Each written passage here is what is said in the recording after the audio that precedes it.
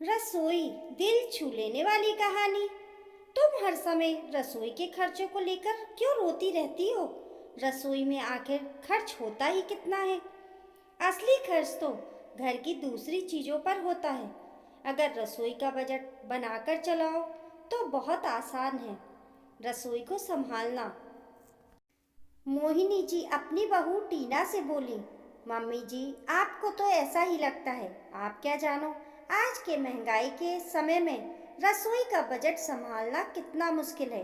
आपके समय में तो ना ही खाने में इतनी चीजें बनती थी और पापा जी सारी तनख्वाह आपके हाथ में दे देते थे। मैं क्या करूं, कैसे संभालूं रसोई का बजट? टीना झुंझलाते हुए बोली। टीना की बात सुनकर मोहिनी जी हंसी। बहू ऐसा नहीं है कि हमें पूरी तनख्वाह हमारे हाथ में मिल जाती थी। तनख्वाह का एक हिस्सा हमें घर चलाने के लिए मिलता था, जिसे मैं रसोई का बजट बनाकर ही खर्च करती थी। लेकिन हाँ, ये तुमने सही कहा कि उस समय खाने की इतनी चीज़ें नहीं बनती थी, लेकिन तब मेहमान बहुत आते थे और बहुत बार तो बिना बताए आते थे, वो भी पूरे परिवार के साथ। ऐसे समय में भी हम लोग रसोई संभाल लेते थे। रसोई के बजट में कुछ बचत ऐसे अचानक के खर्चों की भी होती हैं। और फिर सबसे बड़ी बात है, जितनी चादर हो उतना पैर पसारो। यही तो गृहिणी का मैनेजमेंट है। मम्मी जी का कहना बहुत आसान है, लेकिन आज के ज़माने में करना उतना ही मुश्किल। इस महीने रसोई का बजट आप संभाल कर दिखाइए, आप भी तौबा कर लेंगी। ठीक है, सासू माँ ने चैलेंज एक्सेप्ट किया। सबसे पहले मोहिनी जी ने घर के खर्चों का बजट बनाया। अगले दिन किराने की दुकान से रसोई की ज़रूरत का कुछ सामान मंगा लिया। दोपहर को दाल चावल सब्जी और रोटी बनवाई। स्कूल से आकर बच्चों ने मुंह सिकोड़ा, ये दाल रोटी कौन खाता है, हमको आज पिज़्ज़ा खाना है। टीना माँ ने सासू माँ की तरफ देखा। देखा, बिगड़ गया बजट। लेकिन सासू माँ ने तो कमर कस ली थी। अब से घर में जो बनेगा वही सबको खाना होगा, सबके लिए अलग अलग खाना नहीं बनेगा। जिसको खाना है खाओ, नहीं तो अपने कमरे में जाओ। बाहर से कुछ नहीं आएगा। बाहर का खाना सेहत को भी नुकसान देता है, साथ ही रसोई का बजट बिगाड़ देता है।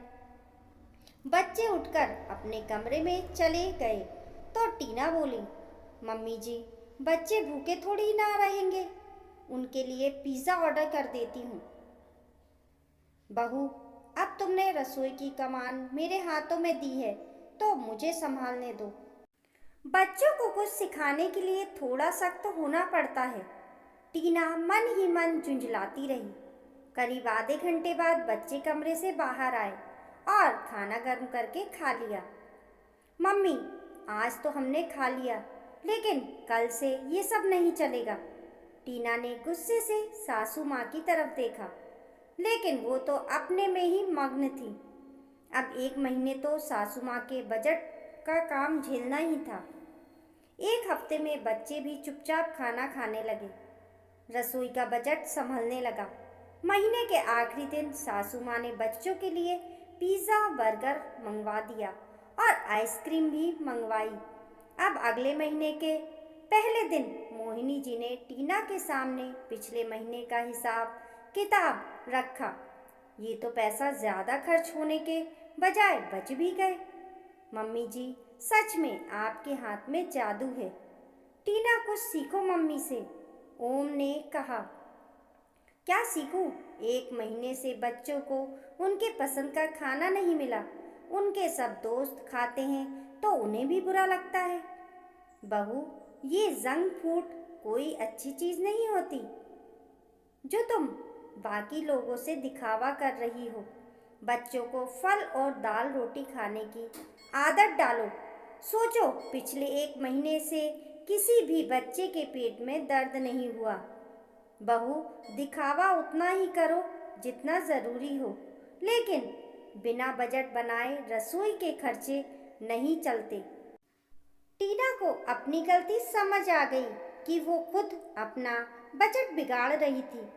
आज रसोई के बजट के साथ साथ सास बहू के रिश्ते का बजट भी सुधर गया था। इस कहानी को लेकर आप लोगों की क्या राय है, हमें कमेंट करके ज़रूर बताइए। कहानी पसंद आने पर लाइक और शेयर करें। ऐसी ही अच्छी अच्छी कहानियों के लिए चैनल को सब्सक्राइब करना ना भूलें। मिलते हैं फिर एक नई कहानी के साथ। तब तक के लिए नमस्कार।